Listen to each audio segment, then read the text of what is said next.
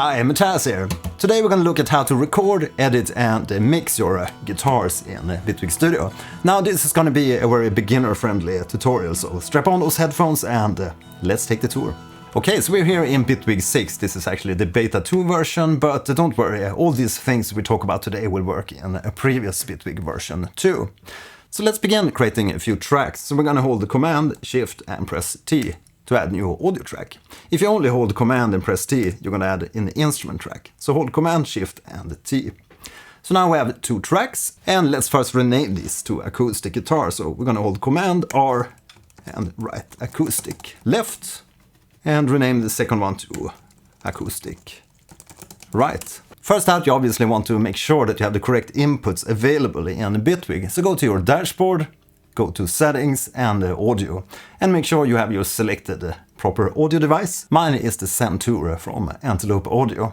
And we can select the sample rate to 48 kHz, and we're going to make sure we have a pretty low block size sample rate, so we have the lowest amount of latency. And below that we will see our available inputs and outputs.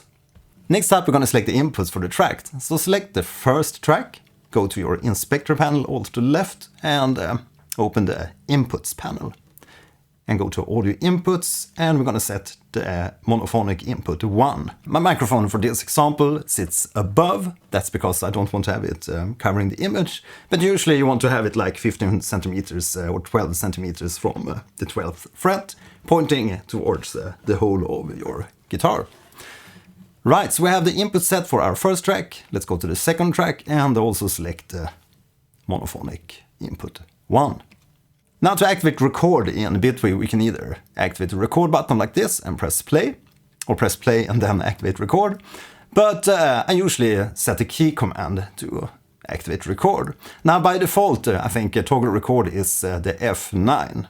But since we often use the R key in other DAWs, we probably should set up that in Bitwig too.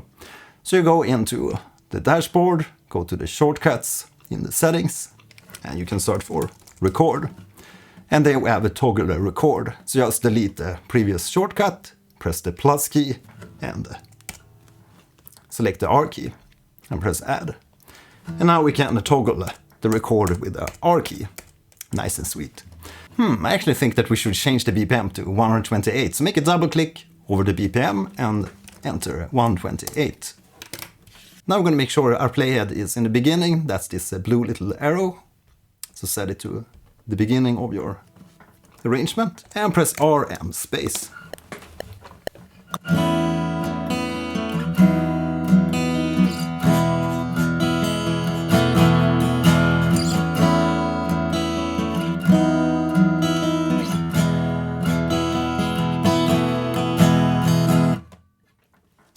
So that's our first acoustic guitar track, and we're going to pan that all to the left, and we're going to pan our second guitar, the right.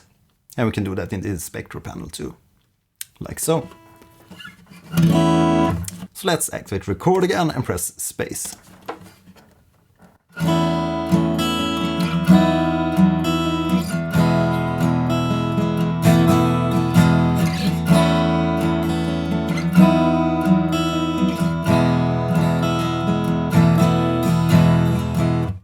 Nice, let's zoom out a little bit here. You can always hover above the timeline and drag downwards and upwards to zoom in and out of your arrangement. Now don't worry if the volume sounds low at this point.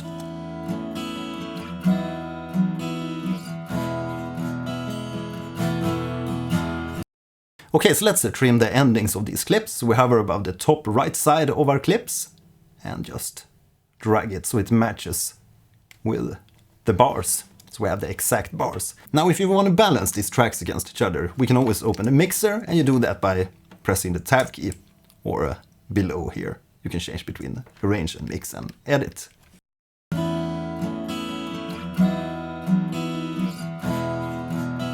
Now if you want to know the peak levels of the tracks, you can just look at the bottom section of the tracks. And we can see that the left guitar peaks at -14 dB and right is peaking at -12 dB. But you can always reset this by just pressing above and press play again to get the new reading of the peaks.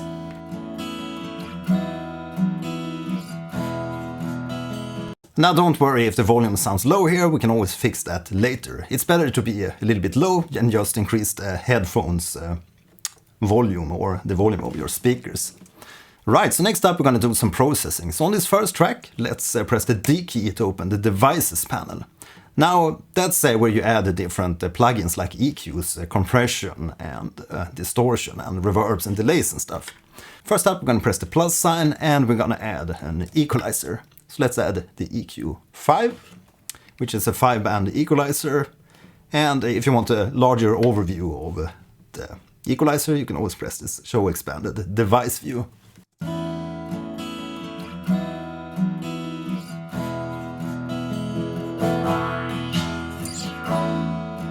Now we can sweep the frequency spectrum to find out where we have annoying frequencies and just reduce these.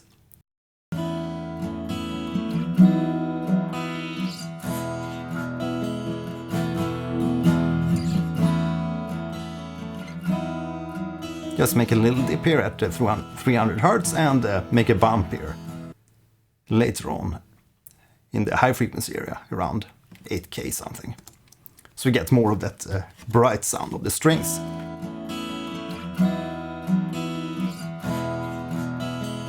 And we can always add a high pass filter to get rid of the low end rumble. Around 60, 70 Hz or something. One of the really sweet devices to process guitars is the multi-effect device, which is basically a multiband compressor and can also be multiband saturation. So we're going to press the plus sign after our equalizer and add a second plugin. So search for multi. And we're going to add a multiband effects 3. Now, if you want to see the different presets available for this device, you can always press this little arrow to the right side of the browser. So we're going to add a multi-distortion. And you can always audition the effects while you're browsing.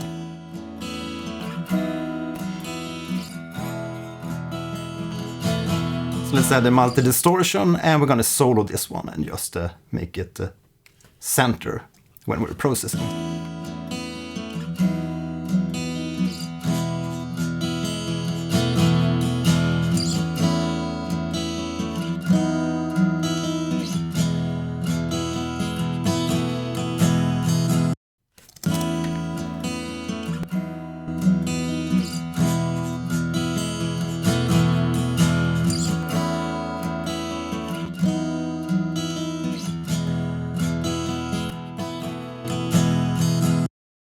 So you can hear we instantly get the more upfront sound from the multiband effects here.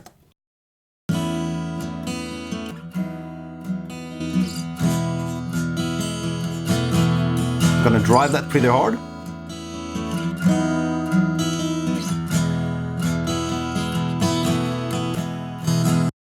Now if you want to copy these settings to the second acoustic guitar track, it can be suitable to put all these devices in a chain device, which is like a container for different plugins. So prior to the equalizer, we're gonna press the plus sign and add and search for chain, and we're gonna add that chain device. And then we can just drag the equalizer and drag that multiband effects into the chain. So now they're contained, as you can see with this blue line, which shows all the devices that's contained within the parent device. So these are basically childs to our parent chain device. And then we can just copy this chain device by holding Alt and drag that to the second track. So now we have the same kind of processing for both of these tracks.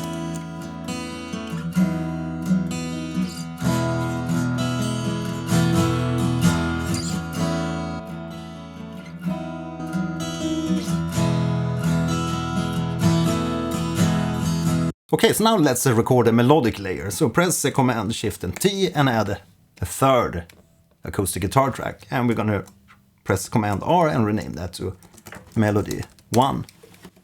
And let's record some kind of melody on top of this. Maybe record something like... And before we record, we're gonna make sure that we're recording the correct audio input, the mono input, because by default it's set to the stereo input. Okay, so let's press R and space.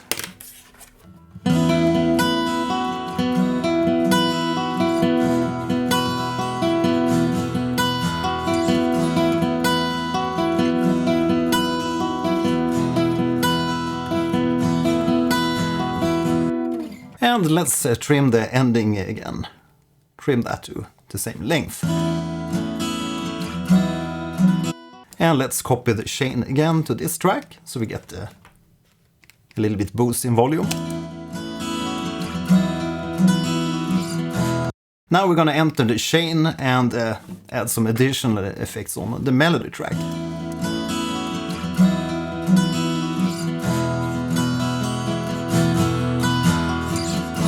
Maybe add some more compression. After the equalizer, so press the plus sign between the equalizer and the multiband.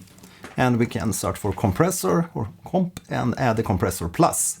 Now you can also work with the regular compressor device or the dynamics device, but let's use the compressor plus. And we're going to increase the auto timing, so we have automatic settings for the attack and release. And we can drag the threshold just so we hit the spikes of the transients. We can press the L to learn, which means that we're going to learn how much compensation we need to do with the gain, but I usually add a little bit.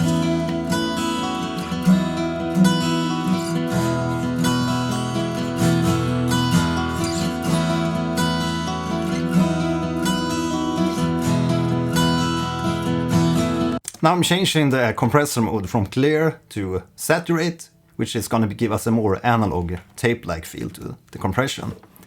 As you can hear, it's quite nice.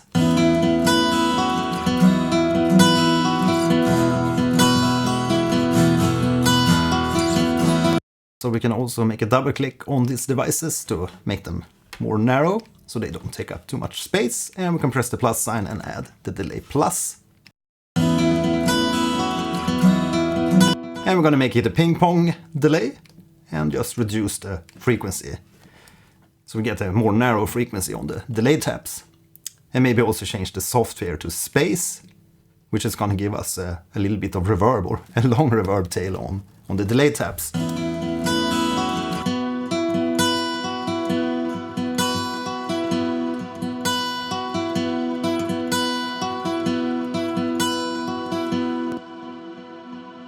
You can get really sweet effects if you freeze the delay plus, as you can hear.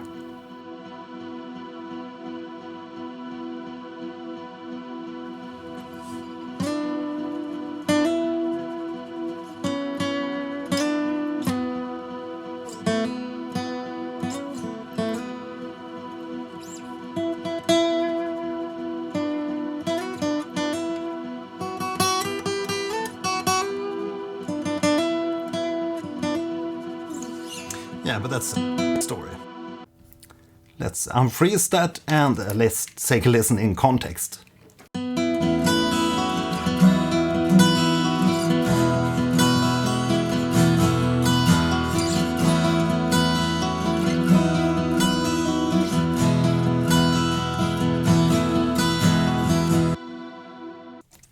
Let's reduce the spaces just a little bit, so we get a more clear tone from the melody. Next up, we're gonna duplicate that melody track and duplicate it with a higher pitched melody. Press Command D to duplicate the track. Oops. And then we can always just delete the content and record a new melody. So let's record.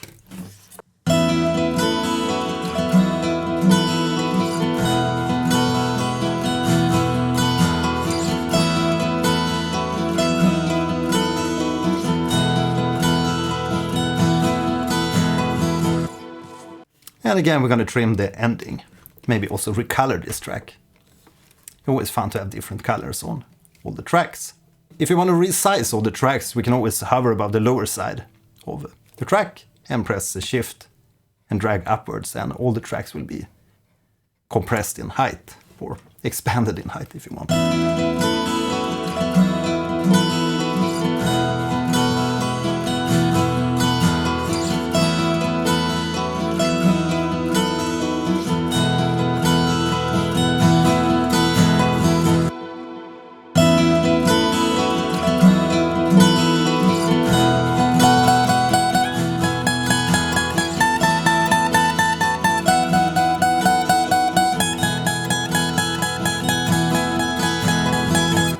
If you want to add fades either in or out of this audio readers, you can just hover about the left side or right side like this, and just drag into the track like this, or at the end of the track, and you get the sweet fade.